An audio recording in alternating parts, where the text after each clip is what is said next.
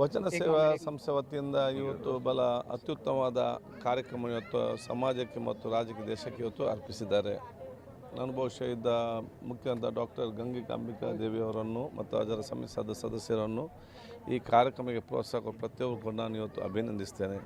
ಯಾಕೆಂದರೆ ಇಂಥ ಅತ್ಯುತ್ತಮವಾದ ನಮ್ಮ ಕೆಲವು ಸಂದೇಶಗಳು ಬಹುಶಃ ನಮ್ಮ ಹಿಂದಿನ ಕಾಲದಂಥ ಬಸವನಂತಹ ದಾರ್ಶನಿಕರಲ್ಲಿ ಬೇರೆ ಸುಧಾಕರಿರಲಿ ಅಂಥ ಮಹಾನ್ ವ್ಯಕ್ತಿಗಳ ತತ್ವ ಸಂದೇಶಗಳು ಸಮಾಜದ ಪ್ರತಿಯೊಬ್ಬರಿಗೆ ಕೊಡಿಯುವುದು ಅತಿ ಅಗತ್ಯವಾಗಿದೆ. ಯಾಕೆಂದರೆ ಯುವ ಜನಾಂಗ ಮತ್ತು ವಿದ್ಯಾರ್ಥಿ ಸಮುದಾಯ ಮತ್ತು ಮುಂದಿನ ಜನಾಂಗಕ್ಕೆ ಇನ್ನು ಹುಟ್ಟಿ ಬಲೆ ಕೊಟ್ಟ ಮಕ್ಕಳಿದ್ದಾರೆ. ಇವರಿಗೆ ಒಂದು ಸಂಸ್ಕೃತಿಯ ಪರಿಚಯ ಮತ್ತು ಆ ವ್ಯಕ್ತಿತ್ವ ರೂಪಿಸಿಕೊಳ್ಳುವಂಥ ಹಲವಾರು ವಿಚಾರ ಆಗಬೇಕು. ಅವರೊಂದು ಅತ್ಯುತ್ತಮ ಸತ್ವಾಗಿ ಬರಬೇಕಾದ್ರೆ ಇಂತೆಲ್ಲ ಅತಿ ಅಗತ್ಯ. ಅದು ಅತ್ಯಂತ ಸಂತೋಷ ಭಾಗವಹಿಸ್ತೇನೆ. ಅವರ ಶುಭಾಶಯ ಸಲ್ಲಿಸ್ತೇನೆ. ಮೊನ್ನೆ ಸುವರ್ಣಸೌಧದಲ್ಲಿ ಅನುಭವ ಮಂಟಪ ಚಿತ್ರ ಹಾಕಿದ್ರೆ ಸ್ಟಾಲ್ ಮಾಡ್ತೇನೆ ಅಂತ ಹೇಳಿದರೆ ಇಲ್ಲ, ಈಗ ನಮ್ಮಲ್ಲಿ ನಾವು 27ರಿಂದ ನಾವು ಅಂತಾರಾಷ್ಟ್ರೀಯ ಮಟ್ಟದ book festival, food festival, culture 3 ಮಾಡ್ತಾಯಿದ್ದೀವಿ 4 ದಿವಸ.